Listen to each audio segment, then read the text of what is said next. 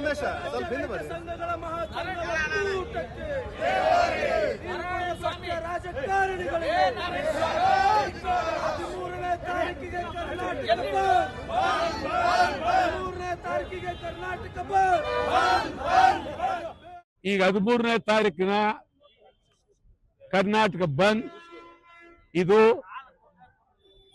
ಯಾವುದೋ ಒಂದು ಜಿಲ್ಲೆಗಲ್ಲ, ಅಖಂಡ ಕರ್ನಾಟಕ ಬಂದ್ ಇದೆಯಲ್ಲ, ಇದು ಒಂದು ಕಾವೇರಿ ನೀರಿಗೆ ಒಂದೇ ಅಲ್ಲ ಸಂಬಂಧ.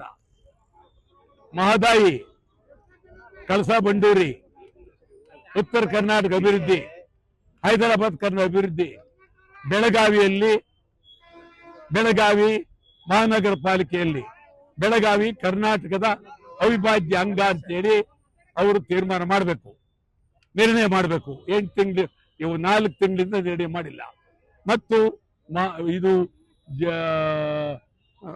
ಮಹಾರಾಷ್ಟ್ರ ಏಕೀಕರಣ ಸಮಿತಿ ಅವರನ್ನು ವಜಾ ಮಾಡಬೇಕು. ಈ ತರ ಬೇಡಿಕೆಗಳು ಉತ್ತರ ಕರ್ನಾಟಕ, ಹೈದರಾಬಾದ್ ಕರ್ನಾಟಕ, ಅಖಂಡ ಕರ್ನಾಟಕದ ಬೇಡಿಕೆಗಳು. ಬರೀ ಒಂದೇ ನೀರು ಬಿಡಿ ಅಂತ ಇಲ್ಲ, ಆಯ್ತಾ? ಈಗ ನೀರು ಹೋಗಿರೋದು ಯಾವುದು? ಮಳೆ ನೀರು ಬಂತು, ಹೋಯ್ತು. ಆದ್ರೆ ಸಮಿತಿಯವರು ನಮಗೆ ನೀರು ಬಂದಿದೆ ಅಂತ ಎಲ್ಲೂ ಹೇಳಿಲ್ಲ. ಮತ್ತು ಆವತ್ತೇ 13ನೇ ತಾರೀಕೆ ಸುಪ್ರೀಂ ಕೋರ್ಟ್ನಲ್ಲಿ ತಮಿಳುನಾಡಿನವರು ಕೇಸ್ ಹಾಕಿದ್ದಾರೆ.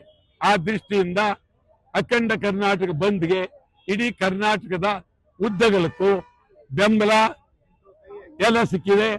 ಅದ್ಭುತವಾಗಿ ಬಂದ್ ಆಗುತ್ತೆ.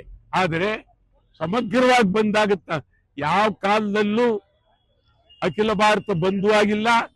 ಒಂದು ಸ್ವಲ್ಪ ಆಗ್ತವೆ, ಕೆಲವು ಕಡೆ ಮುಚ್ಚೇ ಇರ್ಬೋದು, ಕೆಲವು ಕಡೆ ಗಾಡಿ ಓಡಿಸ್ಬೋದು.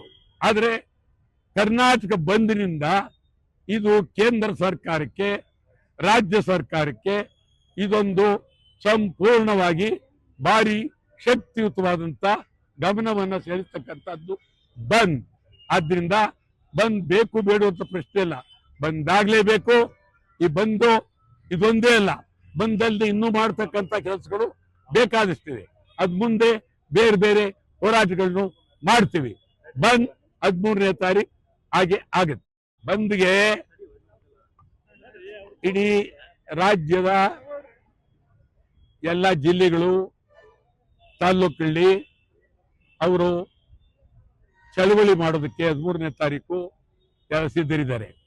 ಸುಮಾರು 2,000 ಸಂಘಟನೆಗಳು ಇಡೀ ರಾಜ್ಯಾದ್ಯಂತ ಬೆಂಬಲ ಕೊಡೋದಕ್ಕೆ ತಯಾರಾಗಿದ್ದಾರೆ. ಮತ್ತು ಮಂಡ್ಯ ಸಂಪೂರ್ಣ ಬಂದ್ ಆಗುತ್ತೆ. ಆ ಕಡೆ ಈ ಕಡೆ ಇಲ್ಲಿ ಉತ್ತರ ಕರ್ನಾಟಕದಲ್ಲೂ ಅದ್ಭುತವಾಗಿ ಬಂದ್ ಆಗುತ್ತೆ.